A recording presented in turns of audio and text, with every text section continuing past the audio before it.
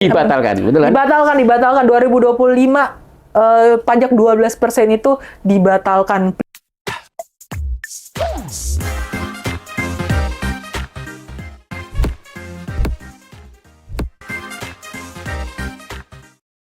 Assalamualaikum warahmatullahi wabarakatuh. Ketemu lagi dengan saya, Kozin Amirullah di Podcast Pejuang. Podcastnya para pejuang. Pejuang apa saja? Pejuang politik, lingkungan, ekonomi, pejuang cinta, pejuang cuan, dan seterusnya.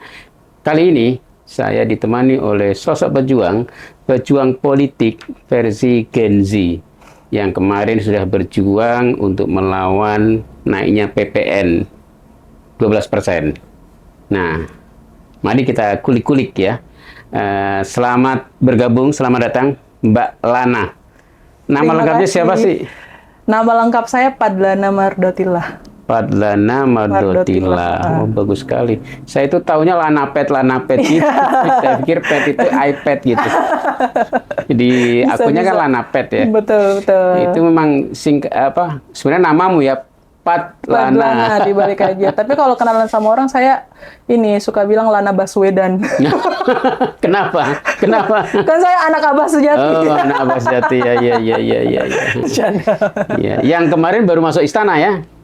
Iya. Jadi kamu itu ceritanya demo nih sama anak-anak Gen Z gitu, demo di depan istana menolak kenaikan pajak 12% itu ya. Itu ceritanya gimana bisa sampai diterima di istana itu? Jarang itu biasanya. Betul. Kalau demo istana itu masuk ke dalam itu. Betul. Jadi sebelum PPN 12% ini saya juga udah pernah beberapa kali demo dan memang kita tuh selalu ditolak. Jadi ujung-ujungnya tuh demonya di depan Monas kan, pekarangan Monas itu kan. Iya. Seberang jalan lah ya. Seberang jalan dan memang selalu ditolak.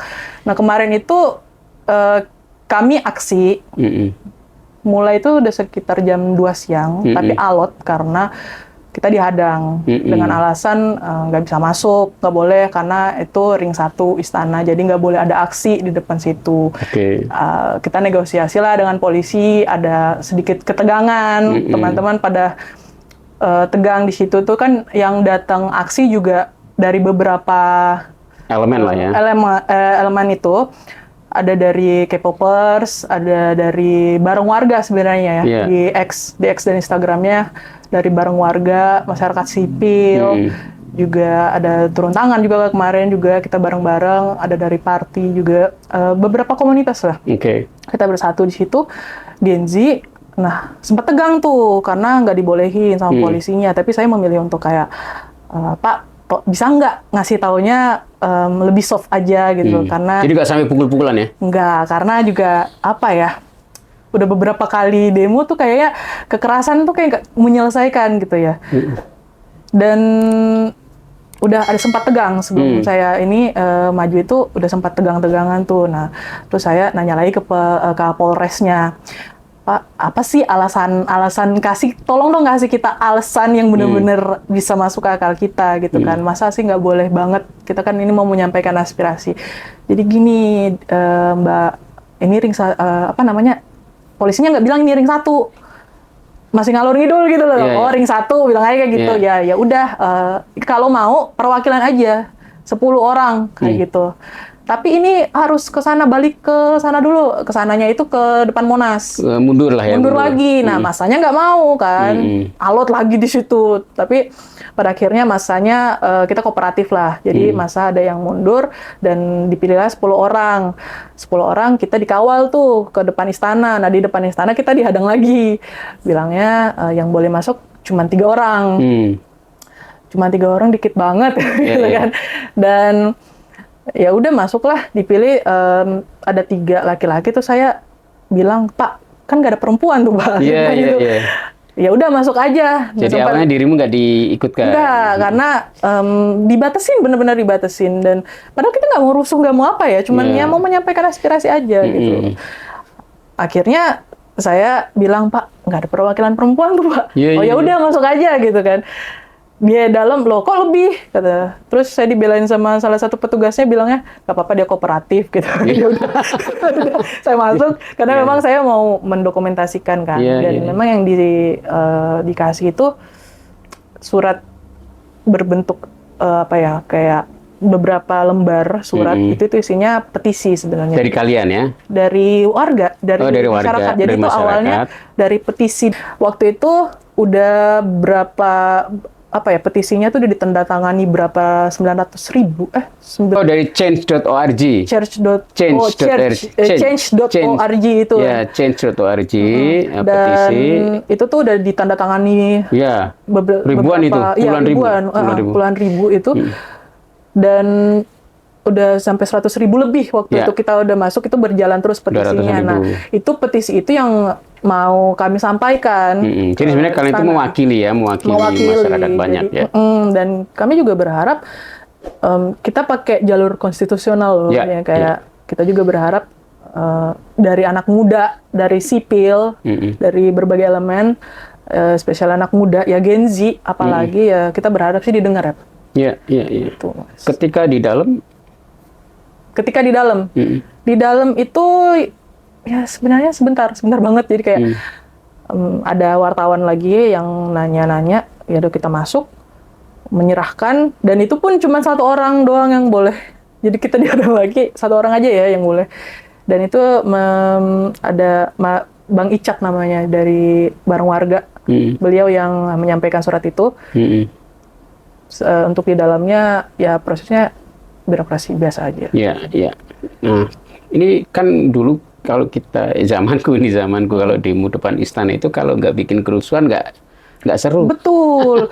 Nah, ini juga sebenarnya kan kita was-was juga ya. Jadi saya tuh sampai bikin postingan di Instagram. Jadi 2025 menyambut tahun baru kan kita biasanya pikir liburan kemana nih, ya kan? Nah, kalau ini saya terus terang pribadi juga saya was-was karena kayak mikirnya ini PPN naik apa enggak nih?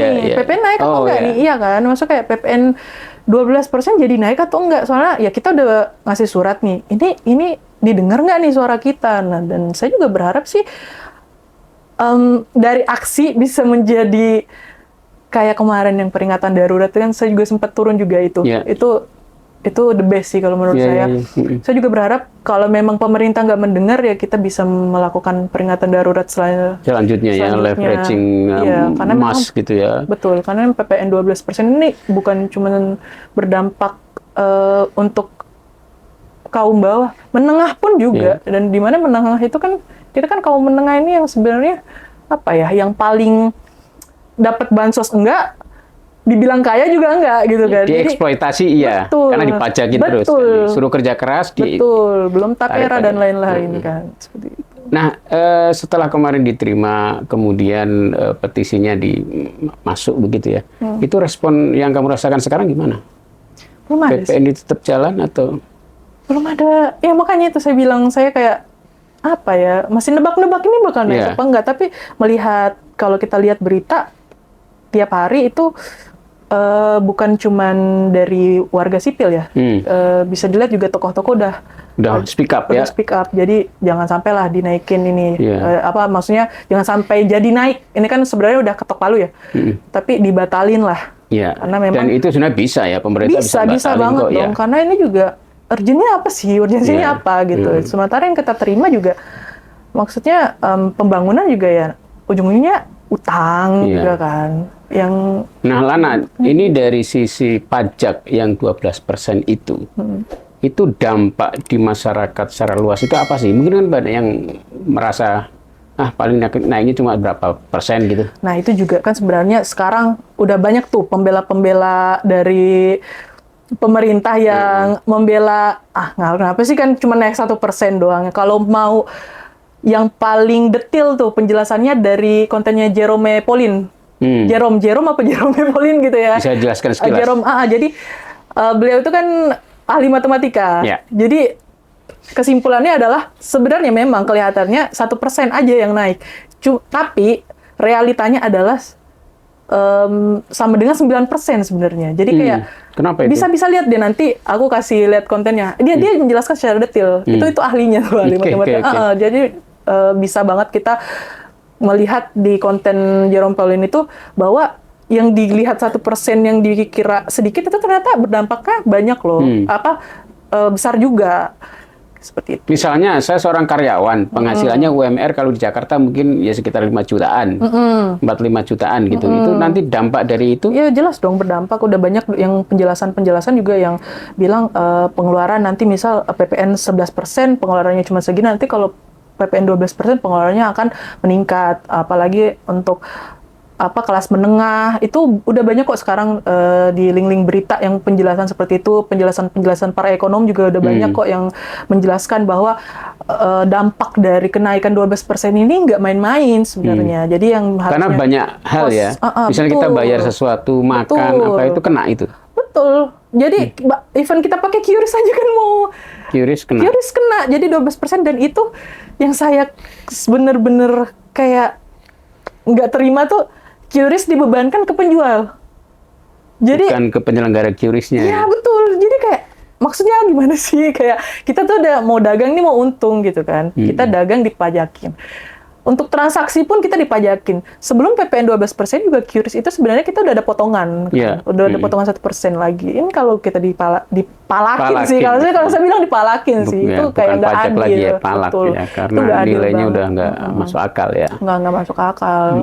Dan feedbacknya ke kita juga apa gitu kan. Selain pembangunannya apa yang bisa dinikmati oleh rakyat gitu ya. Betul. Apalagi kalau saya kan juga pelaku UMKM ya. Jadi kan pasti bahan-bahan pokok juga pada naik dong, dan dengan kita bahan-bahan pokok pada naik, biaya produksi naik, ya kita juga harus menaikkan harga jual kita. Harga jual naik, dipajakin lagi. Ya kan pasti pembeli juga mikir-mikir lagi kan, buat daya beli pasti turun seperti itu. Jadi, nah, Lana, ini kalau memang sampai belum ada respon nih dari pemerintah. Kalau pemerintah ini stubborn, kepala batu gitu ya, nggak mau ngubah ini. Kira-kira nanti reaksi publik? Pasti kita itu tadi. Saya berharap ada aksi peringatan darurat yang besar lagi ya. Jadi kampus-kampus di berbagai tempat. Betul. Jadi memang kemarin itu saya juga berharap sebenarnya ada anak kuliah atau anak kampus ya. Cuman memang kemarin kan bertepatan sama UAS. Jadi dan ya kita coba dulu lah secara baik-baik gitu ya konstitusi. Ya memang juga demonstrasi juga secara konstitusional ya. Cuman memang kita butuh people power untuk membatalkan itu. Kan kita udah lihat nih kemarin demo MK. Itu juga saya juga turun dan benar-benar saya kayak wow keren ya kalau kita tuh bersatu, benar-benar bersatu membawa kepentingan kita bersama masing-masing. Jadi kita tuh nggak ditunggangin apa-apa. Jadi kan biasa kalau masalah politik itu kan ditunggangin ini. Ini PPN 12%, kita menolak itu, kita mau ditunggangin sama siapa selain sama kepentingan kita pribadi gitu kan. Nah ini kan sebenarnya hal yang menyangkut hajat hidup orang banyak. Betul. Bukan hanya mahasiswa ya, tapi rakyat secara umum. Betul. Tapi kenapa leverage aksinya belum semasif kayak kemarin ya? Karena mungkin belum pada aware ya, belum ngerasain. Jadi dan juga memang banyak influencer yang menggaungkan kan cuma 1%, jadi belum terlalu influencer yang penjilat bokong ini. Betul. Yang saya suka berantem juga di sana. Yang kayak lukisannya yang kemarin mau dipamerin dilarang itu ya. Dilarang. Bokong itu ya. Astaga, itu juga kayak pembungkaman, pembungkaman dengan alasan yang nggak masuk akal juga itu ya. Ya kita tunggu ya respon dari. Tapi Lana, saya tertarik ya dengan kamu kan anak muda, tapi sebenarnya sudah berkeluarga, sudah punya anak berapa? 2. Tapi masih mau capek-capek turun aksi ngoprak-ngoprak orang, itu apa sih yang buat kamu selalu nggak mau diem gitu? Saya tuh sebenarnya menunggu 8 tahun untuk bisa balik lagi ke masyarakat. Jadi sebelumnya di penjara? Oh enggak, saya itu pilihan hidup. Jadi sebenarnya saya itu dari SMP udah berorganisasi. Saya jadi wakil ketua OSIS. Terus SMA saya berorganisasi juga, pokoknya nggak berhenti deh. Jadi SMP itu OSIS, Palang Merah Remaja. SMA juga saya aktif di olahraga. Sampai kuliah juga begitu, ngurusin UKM. Kuliah di mana dulu? Saya S1 Universitas Muslim Indonesia di Makassar. Oh, Makassar. Ya. Wah, itu tempatnya kalau demonya bakar-bakaran itu. Betul. Tapi fun fact, saya nggak pernah ikut demo waktu saya kuliah. Saya lebih milih untuk ngurus organisasi sama ngejar supaya cepet lulus. Oh iya, jadi Iya, baru sekarang kangen sama demonya ya? betul. Ya. Tapi memang saya suka kritis. Iya, Jadi saya iya. tuh lebih senang kritis tuh dalam tulisan sebenarnya. Oke, oke. Apa namanya, setelah itu kuliah saya pendidikan lagi karena cita-cita saya memang kan jadi seorang pengacara. Waktu itu saya hijrah lah ke Jakarta, saya pendidikan, saya sempat kerja setahun lebih, kemudian saya memutuskan untuk menikah, dan memang yang memutuskan untuk berhenti itu memang saya, bukan dari suami. Kalau suami sih bebas-bebasin aja. Waktu menikah itu, Iya, kamu memutuskan untuk stop dari aktivitas di publik. betul, karena saya tuh all out orangnya, jadi saya takut khawatirnya, ya namanya kita kan berumah tangga mau punya anak ya. Ya. Saya tuh punya prinsip anak saya tuh harus saya pegang sendiri. Oke. Saya punya prinsip itu, dan anak saya udah usia 2 tahun waktu itu, saya sempat balik tuh 2019 untuk jadi relawan lagi. Relawan apa dong? Waktu itu jadi relawannya Prabowo Sandiaga. Prabowo. Tapi saya juga mendapat banyak hal di Iya, situ, iya, banyak iya. pengalaman dan banyak relasi juga. Oke. Kemudian saya masuk pandemi lagi kan. Saya melahirkan anak kedua, anak saya udah jalan 2 tahun waktu itu, Pilpres. Pilpres. Dan Kamu alhamdulillah terjun gelanggang lagi. betul, dan itu suami saya nge-support banget. Jadi yang nyuruh saya sebenarnya suami saya. Jadi Iya, iya, suami saya itu sampai bawa anak saya ke kantor. Ya Jadi Allah. iya, untuk kamu itu turun ke lapangan betul, ya. untuk turun lagi, turun Ya, aja. ini cewek-cewek kalau nyari suami kayak Lana ini ya. Carilah suami yang support istrinya untuk Betul. koar-koar membela nasib orang banyak. Betul, dan suami saya malah seneng. Itu dulu saya saking malesnya keluar ya. Sampai suami saya itu, ayo dong mah kita keluar ke Alfamart gitu. Saya nggak mau. Jadi saya benar-benar malas. Dan ternyata saya itu adalah tipikal orang yang memang secara psikologis nggak boleh dan nggak bisa diem. Dan saya ke Karena konsultasi. kamu akan ada tekanan ya kalau dia. Betul, dan itu saya baru menyadari itu setelah saya konsultasi ke dokter. Dan memang saya nggak bisa, pemikiran saya ini memang harus terus jalan. Tapi kan rata-rata perempuan memang harus ngomong terus. Harus ngomong, tapi iya, dan memang, tapi kan kata dokter saya memang ada tipikal-tipikal, jadi orang normal itu kalau kerja stres, capek itu stres. Kalau saya tipikalnya kalau nggak kerja itu malah stres. Dan memang ngurus anak sama ngurus masyarakat itu dua hal yang berbeda. Kalau ngurus anak memang betul-betul kan kita punya ruang lingkupnya lebih kecil tapi dampaknya besar. Kalau masyarakat ruang lingkupnya besar, dampaknya juga besar. Nah, itu makanya suami saya bilang, ini pun sekarang suami saya yang ngejagain anak saya, jadi kayak bener-bener saya dianterin apa segala macam. Iya, karena suami saya tahu memang saya memang tipikalnya nggak seperti itu. Harus aktif. Betul, dan memang saya nunggu 8 tahun untuk bisa seperti ini. Jadi memang ada timingnya pas gitu. Jadi sekarang itu waktunya kamu memang banyak Mengeluarkan apa yang selama ini saya simpen. Selain demo-demo itu apa aja? Kamu kelola organisasi kayaknya ya? Saya kelola organisasi. Yang apa? Generasi Gen Z Perubahan. Gen Z Perubahan. Sebenarnya saya bukan Gen Z lagi loh, Mas Kozin. Apa? Saya milenial sebenarnya. Milenial. Tapi menjadi pembina dong, pembina buat Gen Z ya berarti ya? Iya, sekarang saya jadi Dewan Pengawas. Pengawas dari Gen Z Perubahan, Gen Z Perubahan yang sekarang udah berubah nama. Jadi Z+. Jadi berubah nama dari Gen Z Perubahan jadi Z+, karena memang ide nama itu dari ini, saya punya ide gimana caranya anak-anak muda yang berpotensi ini punya pemikiran mereka sendiri. Ayo, sayembara nama yang punya ide dan filosofi, cantumin, nanti kita voting. Yang punya ide logo, store, kita voting di grup. Jadi semua benar-benar kolab ya. Betul. Jadi bukan cuma pengurusnya aja nih yang menentukan. Bahkan pengurusnya pun baru dibentuk hari ini. Jadi memang masa transisi dari Gen Z. Ya, anak-anak ini yang kemarin kamu ajak demo ke lapangan itu. Iya, ada demo ya dari MK anak-anak ini, dan kemarin juga sempat diterima di Pendopo. Terima kasih terima kasih Abah, terima kasih Mas Kozin, Bang Sem juga, Bang Heri. Jadi kamu itu kayak ini ya, ngader anak-anak muda, kemudian kamu jadiin anak angkat gitu ya? Ya kalau di anak-anak itu selalu memanggil saya ibu gitu. Kalau ibu bukan ibu, bunda gitu.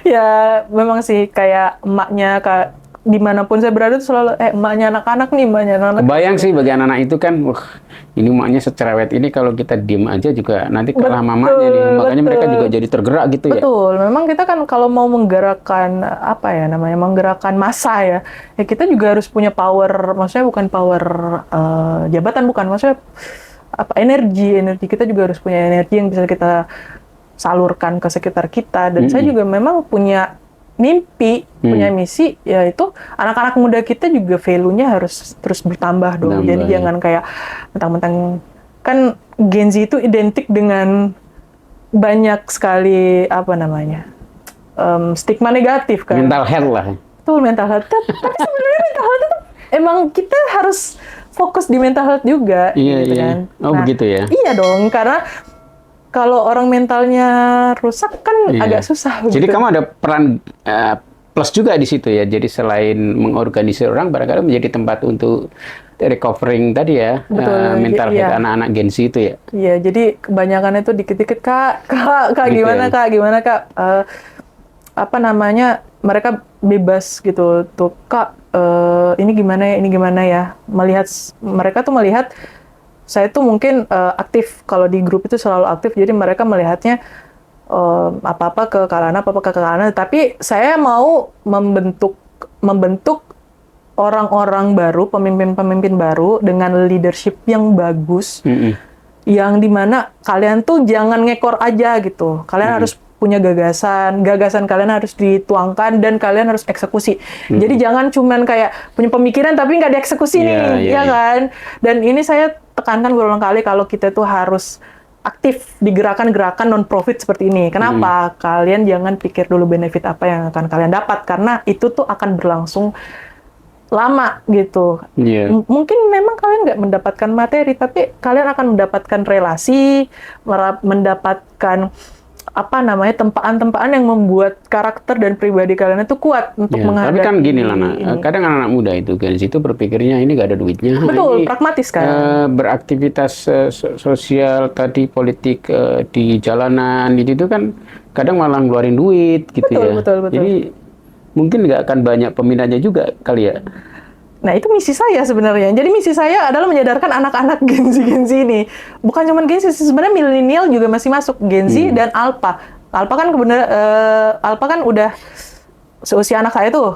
Itu pun juga di anak saya tanamkan. Jadi kalau saya tuh habis demo, saya biasa kasih lihat, nih mama habis bersuara, mama habis...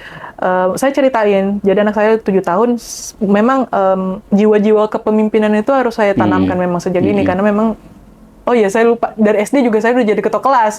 Jadi jadi memang suka dari SD itu saya ingat banget ketua kelas 4 SD. Dan itu jadi pemimpin upacara waktu itu. Jadi kayak memang berkesan. Usia SD itu memang berkesan. Jadi saya memang misi saya itu gimana sih anak muda ini tuh kritis.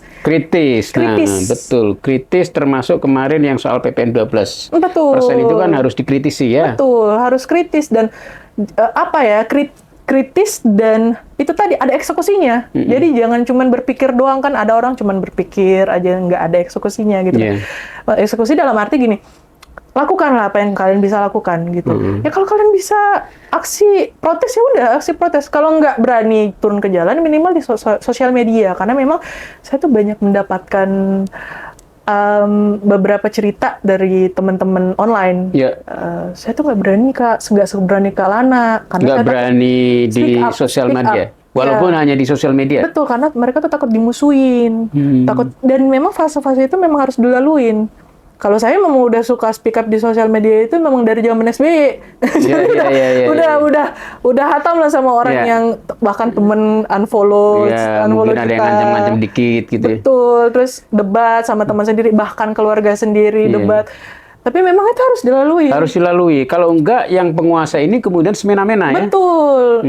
Dan itu membentuk karakter kita untuk makin lebih berani. Dan berani juga kita, kalau saya sih ini ya, ingat pesan Abah aja. Jadi saya kan memang sedikit emosional ya. Bukan sedikit, memang emosional. Iya, lu kalau ketemu Abah nangis soalnya. Saya nangis. Makanya saya butuh sekali pemimpin-pemimpin seperti Abah Anies ini. Abah ini tuh sama sikapnya dengan ayah sama suami saya. Jadi sabar, tapi pemikir. Nah, entah kenapa ini nggak bisa nurun ke saya gitu. Mungkin karena saya perempuan apa gimana? Saya nggak tahu deh. Saya bukan masalah gender kali ya memang. Kalau lu gimana? Kalau lu emang Kalau nggak saya sabar? tuh mungkin dari ibu kali ya. Jadi kayak ibu saya itu keras. Karena memang kakek saya pahlawan, seorang veteran Pejuang juga, ya, pejuang pejuang. juga. Dan dididiknya memang dididik secara ya gimana ya? VOC sih. Iya. Jadi nurun ke ibu saya. Nah, ibu saya ini keras. Iya. Jadi nurun kerasnya itu memang dari darah, malah dari darah ibu saya. Wah. Dan pemikirnya nih, dan ibu saya memang juga panutan saya juga sih, karena waktu kecil itu kalau saya ngerjain PR, kayaknya ibu saya itu serba bisa gitu. Iya. Jadi saya selalu berpikir orang dewasa itu pasti bisa segalanya, karena panutan ibu saya. Bikin begitu ya. Betul. Nah, untuk kesabaran ayah saya sama suami saya, jadi ada yang ngimbangi. Tapi podcast ini berarti benar. Kenapa? Podcast pejuang meng-host cucu dari seorang pejuang. Kakekmu kan pejuang. Iya, alhamdulillah kakek saya Yang seorang pejuang. cucunya sekarang juga sedang berjuang Iya, untuk memperbaiki betul. Indonesia kan? Betul. Kan begitu. Jadi Dan nenek saya juga dulu anggota DPR juga. Oh. Jadi memang darah politik itu memang Darah politik sudah mengalir. ada. Justru Oke. saya memang dari darah ibu saya gitu. Dan saya senang sekali memang di dunia seperti Kalau ini. suami nggak? Kalau suami saya ilmu politik juga. Oh, ilmu politik juga. Iya, jadi Tapi nggak terjun langsung? Atau guru kan. Guru jadi harus hati-hati, tapi juga kritis juga di sosial media. Iya, Di sosial media kalau suami saya kritis juga. Jadi kalau memang sekeluarga memang begitu ya, sudah sepasang memang yang peduli concern dengan nasib orang banyak ya. Betul. Karena suami saya juga pendidikan, jadi Iya. untuk turun di jalan ya udah serahin sama istrinya aja. Iya. Kadang dititipin seperti Iya, itu. karena lebih cerewet, lebih Betul. Ini tadi saya belum selesai nih, sosok abah kan, sosok Iya. abah Anies gitu kan. Jadi kenapa saya senang sekali, karena selama ini kan saya merasa itu kita tuh krisis seorang tokoh yang santun. Cerdas secara IQ dan cerdas secara EQ. Iya, Jadi secara emosional. kecerdasan emosional itu memang saya tuh kayak ada ya orang seperti ini gitu. Dan beberapa kali melihat Abah tuh ngomong secara langsung bagaimana Abah tuh dididik di keluarganya, nggak suka ribut, tapi memang suka debat tapi nggak suka ribut. Bagaimana semua itu dikomunikasikan. Sebenarnya itu yang kayak apa ya? Sesuatu hal yang menurut saya, wah ini bisa dijadiin teladan sih, bukan buat saya aja, buat orang lain juga, apalagi sosok pemimpin seperti ini yang kita butuhkan. Ya, tadi menarik. Debat itu sebenarnya hal-hal yang bagus ya. Betul. Bahkan di dalam keluarga kalau perlu ya memang Betul. ada debat ya. Betul. Tapi kemudian disampaikan dengan cara yang Betul, dengan santun, dengan tidak ribut. Nggak ribut. Fun fact juga ya, Mas Kozin, saya itu awal-awal nikah. Jadi suami saya itu berseberangan pilihan politiknya. Jadi awal-awal nikah itu Ini 2000 berapa nih? 2017 apa? pilkada. Oh, pilkada DKI. Berseberangan. Kalau suami saya kotak-kotak, saya abah. Oke. Dan itu tiap hari kita itu sebelum tidur, bangun tidur itu debat masalah pilihan masing-masing ya namanya. Tapi di situ juga pendewasaan saya. Kebayang sebelum tidur kalian debat terus bisa ranjang gitu? Nggak sampai situ. Jadi cuman kayak, nih lihat nih beritanya gini, masih kayak ya namanya kita juga baru menikah dan masih muda-mudanya gitu kan. Tapi berjalannya waktu sampai sekarang pun alhamdulillah suami saya bisa sadar gitu ya. Satu pilihan yang awalnya suami saya itu kurang suka dengan Abah Anies. Saya terus debat, ya memang sih saya nggak mau dikalah ya, tapi dengan berjalannya waktu juga alhamdulillah juga. Jangan-jangan daripada ribut nggak dikasih jatah, udah ngikut aja. Enggak. Jadi emang rekam jejak juga yang membuktikan. Apa yang bikin suami saya sadar juga, salah satunya adalah sepeda. Jadi suami saya itu suka banget bersepeda. Di zamannya Abah, itu suami saya itu dari Tanjung Barat ke Kemang itu naik sepeda. Wow. Setelah Abah nggak menjabat, nggak naik sepeda lagi. Karena? Macet. Nggak ada space untuk orang bersepeda. Gitu. Jadi baru sadar ya. Oh, ini sadar. Pentingnya pemimpin yang betul, yang memikirkan ininya. Dan memang suami saya kan kerja di Kemang ya. Jadi di Kemang juga lumayan itu perubahannya dari listrik di tanam. Apa betul. Gitu ya. Nah, awalnya yang banjirnya bisa berhari-hari malah itu. Dengan sigap tuh di zaman Abah kan langsung tuh sumbatan di ini apa semua. Itu sadarnya di situ juga gitu. Jadi kayak ya, oh bener ya, ada gitu loh yang bisa diperlihatkan. Jadi memang isu-isu tentang jualan agama, Kan bahkan sempat dikabarkan kalau Abah tuh maaf ya si A gitu yang kayak gitu kan, masalah agama tuh digoreng terus, itu juga sebenarnya mempengaruhi juga. Nah, sekarang balik ke laptop lagi soal PPN 12% tadi. Kita harus ngasih tahu nih kan anak muda, ya kan? Kan tadi ini efek dari leadership, efek dari kepemimpinan di pemerintah yang tiba-tiba menaikin 12%. Nah, kemudian kan harus ada perlawanan, harus ada kesadaran menyeluruh bahwa ini dampaknya bagi anak-anak tadi, Gen Z juga, begitu ya. Betul, betul. Gitu. Nah, bentuk-bentuk dampaknya ini supaya mereka tahu nih. Dampak yang paling dekat nih, Iya, misalnya nonton Netflix. nonton Netflix. Iya, itu kan bisa naik. Kenai pajak. Naik dong. Naik dari berapa, kan Netflix ini biasa ada yang jual-jualan tuh Netflix tuh. Iya. Yang apa segitu aja Voucher-voucher harga gitu. Harga Misalnya nih, harga sekarang aja yang harga 100.000, berapa sih biasanya 100? kalau saya bayarnya tuh 60.000 sekian. 60.000. Itu bisa naik. Berarti kalau 12% menjadi 66. Bisa 70-an, Hampir bisa 70. Iya. Iya. Dan itu kan itu satu hal Iya. aja tuh, satu Satu sektor hal aja. ya. Hiburan dong yang Belum kayak nanti kalau mau beli voucher apa lagi gitu. terus Tiket Spotify. misalnya, tiket nonton betul, gitu ya. Betul, tiket nonton Spotify. nonton konser apalagi. Konser Korea misalnya. Betul. Nah ini kan kemarin juga K-popers banyak sekali yang turun ya, karena mereka memikirkan, dan menurut saya itu nggak salah loh. Mereka memikirkan, mungkin orang bilang, ngapain mikirin tiket konser lah, itu kesenangan orang. Iya. Dan kita juga berhak sebagai warga negara untuk senang-senang tanpa dipalakin gitu. Tanpa, saya bilang dipalakin aja, nggak usah dipajakin dah. Tanpa kita berhak senang, kita berhak bahagia. Kita udah kerja, orang-orang udah bekerja, mereka berhak untuk menikmati hasil kerjanya tanpa dipalakin. Yang tadi nonton konser Korea itu kan suka tuh ya, kalau di Cafe Pejuang itu mereka ada yang sewa ruangan buat nonton tiket nobar gitu ya. Oh iya. Nobar itu berarti kena juga ya harga. Bisa jadi. Iya, tiketnya itu. Iya plus dong. nanti makan mereka pakai ruangan, dong. terus yang penting minimum order makanan. Itu makanan jadi lebih mahal juga. Pasti, karena kan bahan baku juga pasti naik kan. 12% juga lumayan loh, 12%. Belum lagi kalau kebutuhan pokok yang kemarin kan udah dibahas di berita, bahkan sabun cuci, sabun minyak apa segala macam itu naik. Ojek juga. Ojek aja, kalau ojek, oke, kita lihat dari sisi konsumen nih. Itu aja udah merugikan, apalagi penjual. Kan saya kan juga, itu balik lagi tadi, saya juga menjual di online. Online ya, UMKM ya? Betul, online kita jual.